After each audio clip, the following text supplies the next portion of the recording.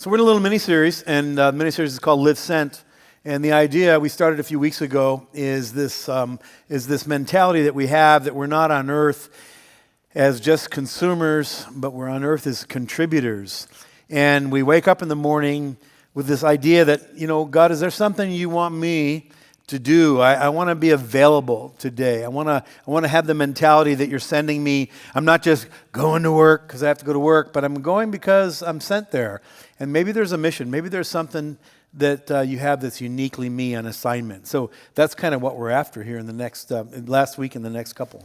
And the best way to accomplish that mission is really through the church. And so last week we started with the church universal, the church of God with a capital C that spans across all time and across all cultures and is God's bride forever, and what that role of the church has on the earth.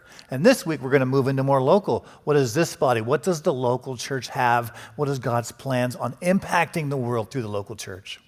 So I want to invite you to participate for a second. We're going to pray. I know we've done a lot of stuff, but Father, we just pause and ask that your word would read our lives. We don't want to make the word fit our experience.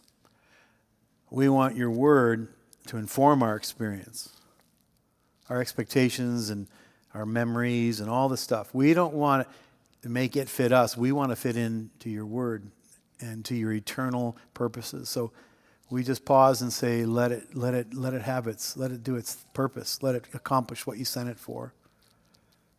Yeah. Somebody here this morning, I just want to say as we get started, somebody here, you may feel like I got here by accident. I'm not sure how I got here. But you're not here because it's an accident. You're here because the sovereign God has had his eye on you, and his word has been going towards you. And you're here for a reason this morning. I don't know who that is, but I just want to say it. I didn't say it at the first service. I don't say it all the time, but you're here. So God would just say, hey, listen. Just listen. So in the book of Acts, there's a passage where Jesus is, Acts follows the Gospels, Matthew, Mark, Luke, John, and then Acts. The same writer who wrote the Gospel of Luke wrote the book of Acts.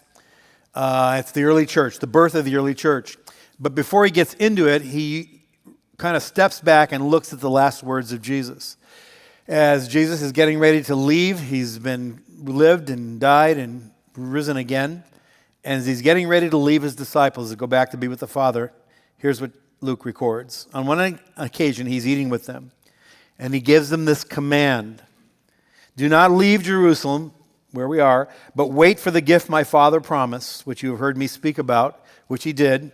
You can find that back in the Gospels of John. For John the Baptist baptized with water, but in a few days you will be baptized with the Holy Spirit. Then they gathered around him, picture that, and asked him, Lord, are you going to restore the kingdom now to Israel? He said to them, it's not for you to know the times or the dates the Father has set by his own authority. Here's the important part. But you shall receive power when the Holy Spirit comes on you. And when that happens, you're going to be my witnesses here in Jerusalem, in all of Judea, Samaria, and to the ends of the earth. So this is an amazing statement that Jesus is saying, right? I mean, first of all, they have no idea. The disciples, as usual, don't fully grasp what Jesus is trying to tell them. But he's basically saying, me leaving is better than me staying. Yeah. Because I'm going to leave something even better. Rather than just having my presence in one spot, I'm going to fill you guys with the Spirit of God, and you'll be able to transform the world. And that's where the local church comes in. As we walk through this is what you'll see. The local church has an incredible opportunity to change the world in two ways. One, through transformational power, and equally as important, through transformational love. And we're going to look at both of those. But notice the passage. Look again. Notice the concentric circles of the geography, if you will. He says, first, you're going to be my witnesses in Jerusalem. That's hometown. That's where they live. They were kind of more or less hometown boys, Jerusalem. And then he says, you're going to move to Judea, which is kind of the nation. So you're going to go from just your hometown, so to speak, to the next level it's still your culture, it's still your language, but it's some other place. So maybe, we've had people in the last few years that have moved to Tennessee and to Florida and all the other places. But wherever you go, be the church in your culture, and in your language where it's relatively accessible. But then he says you're going to go to Samaria. Now that was the other side of the fence, literally the cultural fence, because Samaritans were hated by the Jews, and they were hated in a self-righteous kind of a way, like we have every right. They were considered to be half-breeds. It was just pure racism. But he said, you're going to go to those people. So that's another culture. That's another language. Some of you have been on missions trips that have been nearby. Noah talked about a missions trip to Mexico. Another culture, another language, but not exactly the other side of the world, to the ends of the earth. So you see this, Jesus throws the rock, and Jerusalem, Judea, Samaria, uttermost parts of the earth. That's what makes the Great Commission great. That's what makes the Great Commission amazing. And just if you remember, a few weeks ago when Rob Shipley was here, that could happen anywhere. That could happen clear across the country where Rob's ministering right now, or it could happen with your next door neighbor. So we're going to start to look at the transformational power just right here in your hometown. And we'll look at a hometown boy first, which is a little bit long of a story in the Bible in Mark chapter 5, a wild story, but I really think paints a perfect picture of how God can transform someone, and someone's life who just changes immediately impacts those around him. So we'll start in Mark 5, chapter 1. When Jesus got out of the boat, a man with an impure spirit came from the tombs to meet him. This man lived in the tombs, and no one could bind him, not even with a chain, for he had often been chained hand and foot, but he tore the chains apart and broke the irons on his feet. No one was strong enough to subdue him. Night and day among the tombs and in the hills he would cry out and cut himself with stones. When he saw Jesus from a distance, he ran and fell on his knees in front of him and shouted at the top of his voice, "What do you want with me, Jesus, the Son of the God Most High? In God's name, don't torture me." For Jesus had said to him, "Come out of this man, you impure spirit." Then Jesus asked him, "What is your name?" And the man said, "Legion, for we are many." Man, this is not a guy with a self-image problem who just needs a counseling session. This is a guy who's possessed by demonic activity. If you've ever been on the mission field a long ways away from North America, you find that's not all that uncommon. You're dealing with something that's superhuman, that's out of this natural world. This is what he encounters. The guy, and everybody knows who this guy is. Oh, that's the guy that runs around the cemetery that we chain up once in a while and he breaks loose. So he begs Jesus again and again not to send him out of the area. But it's not just this guy, it's the darkness inside of him that's carrying on this conversation with Jesus. A large herd of pigs feeding nearby on the hillside, and the demons beg Jesus. The spiritual dynamic here is just amazing. Probably another message, but there's something going on. And so send us among the pigs, let us go into them. And Jesus gives them permission, and all those impure spirits rush out into the pigs. 2,000 in number, Mark would record, rush down the steep bank into the lake, and they're drowned. Can you imagine what a shocker that would have been? 2,000 pigs in one place is a shocking thing. You can imagine them racing down and all drowning, and the realization of what just happened there. But the after part is what's interesting, what just happened. The herdsmen fled, told in the country. They come to Jesus. And what do they see? They see the demon-possessed man, the one who had the legion of darkness. What is he? Sitting in his right mind, clothed, and they were afraid. Isn't that crazy? This guy was crazy, and now he's sane, and they think he's crazy. That's like some of us, right? We were crazy in a fallen world. We were the life of the party. Everybody loved us. And then we got saved. We did the first sane thing in our lives, and then those people that knew us think we're crazy. That was my family. That was my background. When I became a believer, they thought I'd lost my mind. I go, no, you don't understand. I didn't have my mind in the first place. No, now that's the first healthy thing I've done, right? And so he begs Jesus to depart from the people there. Go like, Jesus, too much. You got to leave. When they seen what happened to the pigs, and as he's getting into the boat, the man who had been possessed with demons begged him that he would be with him. Jesus, I want to just hang with you. What does Jesus do? He didn't permit him, but said, go home to your friends and tell them how much the Lord has done to you and how he's had mercy on you. He sends the guy home. He would have been a wonderful evangelistic companion to raise up crowds, but he sends him home and says, just go home, live there where you lived, live where people knew you, and just tell them what I've done. And he went away and began to preach in the Decapolis, a series of cities, how much Jesus had done for him, and everyone marveled. I love that part. Now, maybe that's not your story. You're not chained up in a cemetery. I mean, maybe it was. I'm not sure. But, welcome. If you're here, welcome. But I'll tell you this. Yeah. We all have a story. Yes. We all have a story. And guess what? Before Christ, we were not in our right mind, whether we knew it or not. So God has a chance to come and impact him, and he has an opportunity to go back and change those around him who see the difference, who see the salt, who see the light, who see the transformation. And that's where the local church comes in, where we can represent God and show them that, I mean, you see that some of the people just wanted Jesus to leave and the guy to go back the way he was. Now, you're going to run into some people who don't want that change, who don't want to face it, but you're going to run into a world who desperately do want it and desperately need it. And the fact that you were right there and they get to see firsthand, wow, something has changed. Something is different inside and out. That's the testimony. It's the presence of Jesus in our city. I get missions and I get evangelism. I did that for many years, but the local church is the presence of Jesus in our city.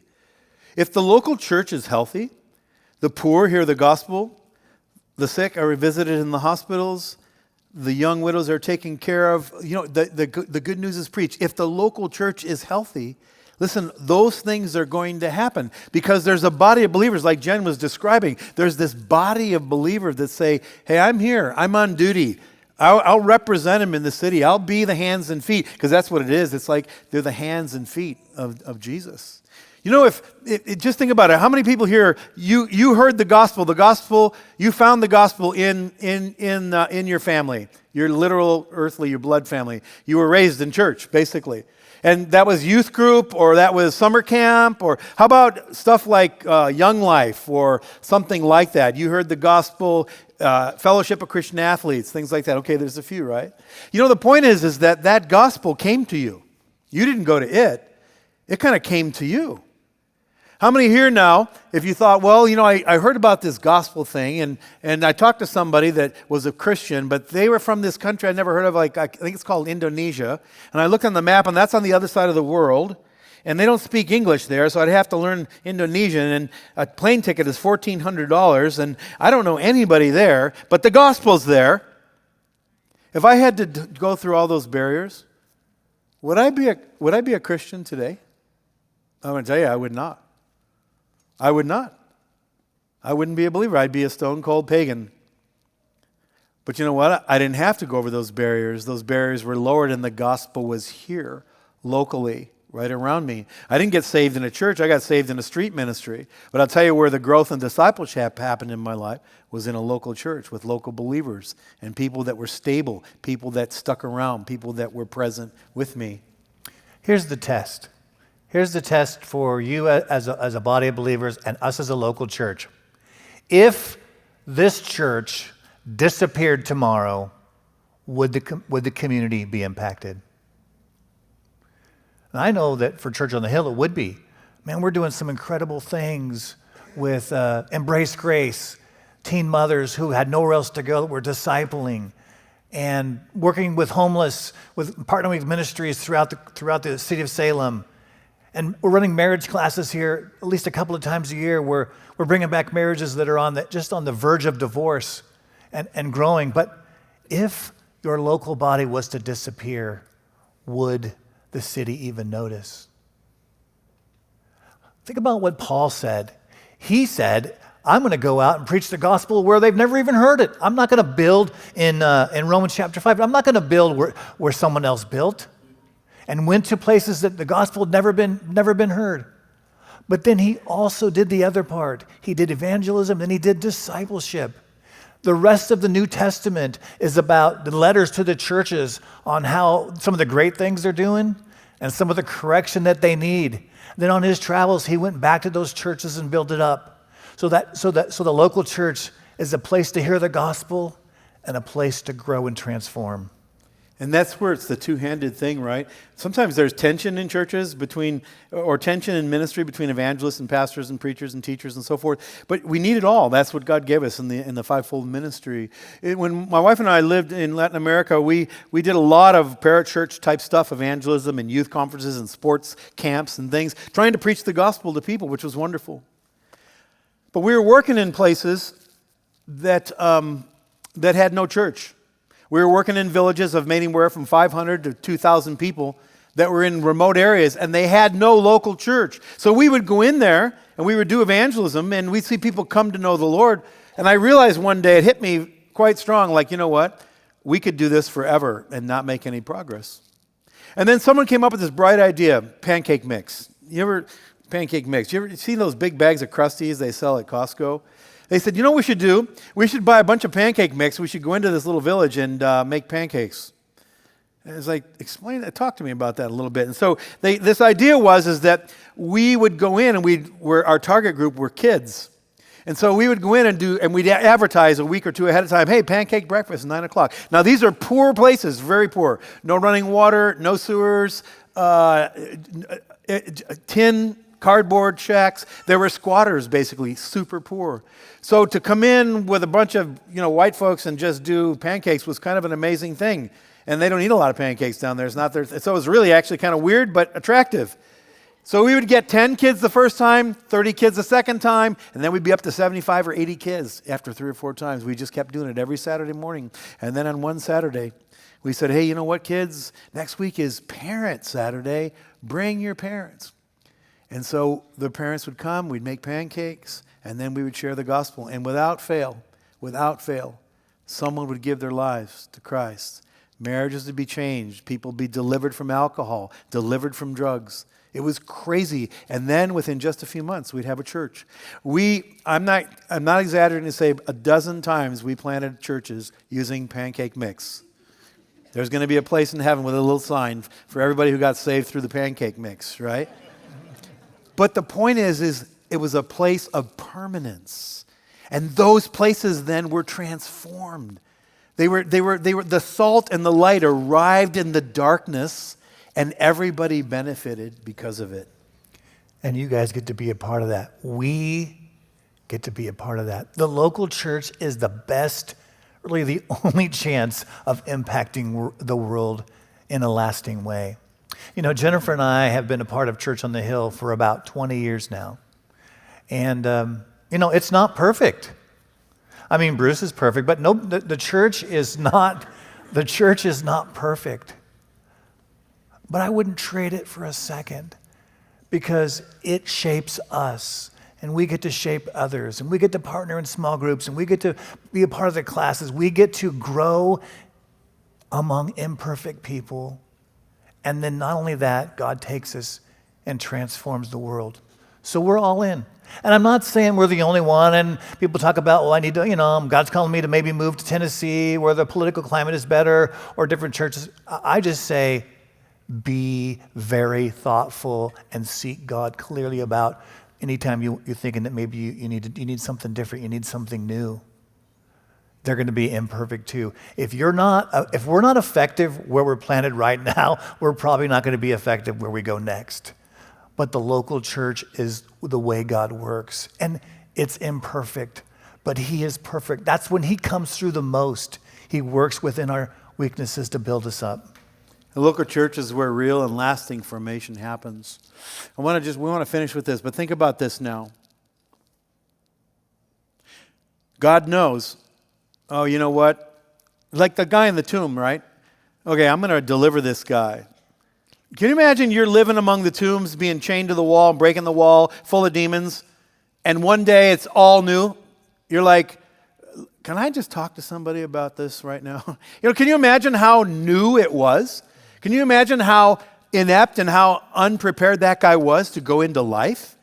to go to the synagogue, to go to the market. Everybody knew you. So what did you need? You just needed someone to come alongside you and help shape you, help form you. And the local church is where that happens. And if you read, we're going to look at a quick case study. The book of Ephesians is Paul's probably most powerful letter, because again, like Matt said, those stories, those letters were written to just imperfect cities. But those churches, those cities had come out of paganism.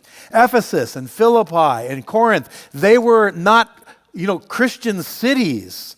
They were pagan. They had all kinds of crazy practices. And Ephesus was one of the worst.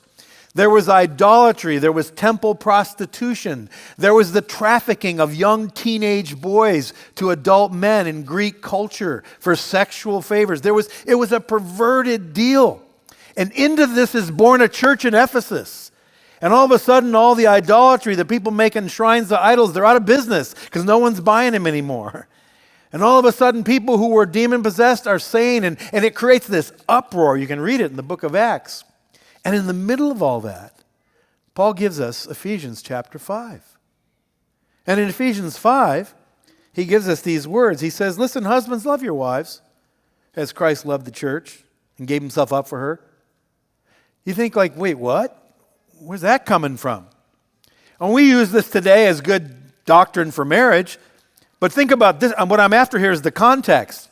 Paul is speaking to a group of people that marriage wasn't what we think it is. Marriage was multiple partners.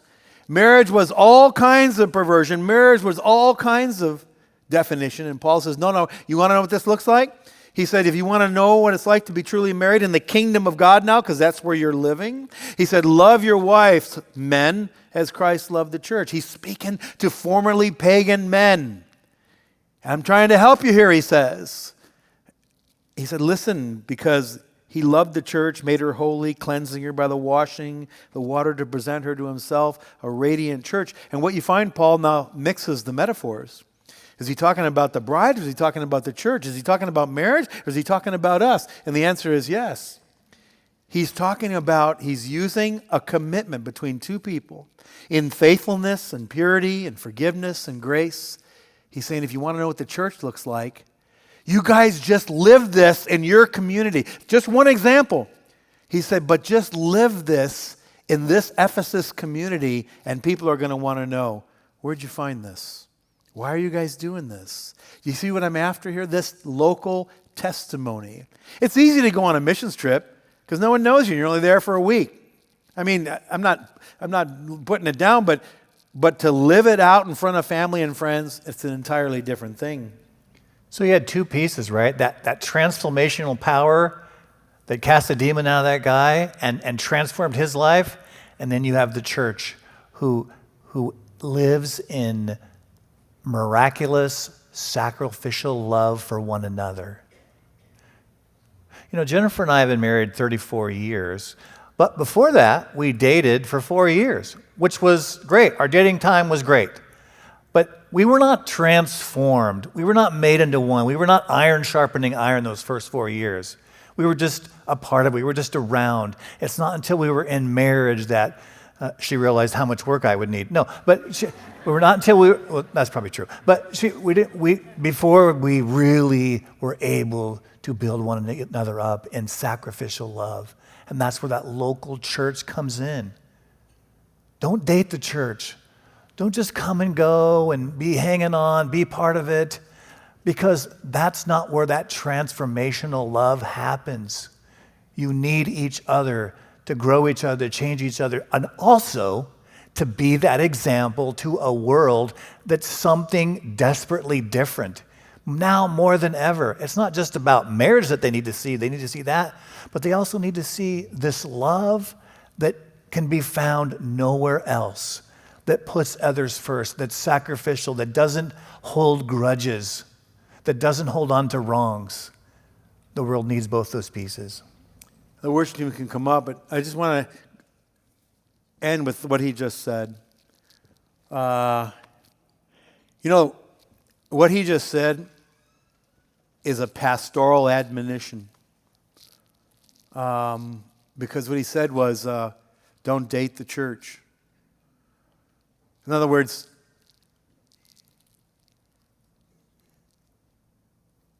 love in such a way that it's transformational. It's not transactional. Unfortunately, that's our culture right now. Well, I'll love you if you love me. Or I'll treat you well as long as I get treated well. Or as long as I still feel it. I've been on a wedding binge this summer. Lots of people want to get married this summer. I'm not sure exactly what happened. But when I meet with the couples, I talk to them about unconditional love. And I always tell them, listen, I'm not working on commission here. Like, if you get it right, I'm going to benefit. I'm after your success. And I tell you, your success is going to hinge on whether you're willing to truly lay your life down for one another when it doesn't feel good. That's why if someone asks me to do a wedding, I'm going to use phrases like in sickness and in health, from now until death do us part, and so on and so forth, which sound like, oh, that's heavy. It should be heavy. It should be. Because that's unconditional, transformational love. And everything else is really just a cheap imitation. So when you make a decision, when I make a decision, I'm not just going to date this community of believers until I find a better deal. You'll never experience transformational love. You'll never be really on either end, a giver or a recipient. It takes commitment. It takes commitment. It says, I will not cut and run. I will not cut and run when I don't like it. That's discipleship. Comfort cannot be the governing value in my life, or I'll never grow in my relationship with Jesus. Can I say that again? Comfort cannot be I love comfort, don't get me wrong. I don't look for uncomfortable. But comfort cannot be the governing value on which I make my decisions.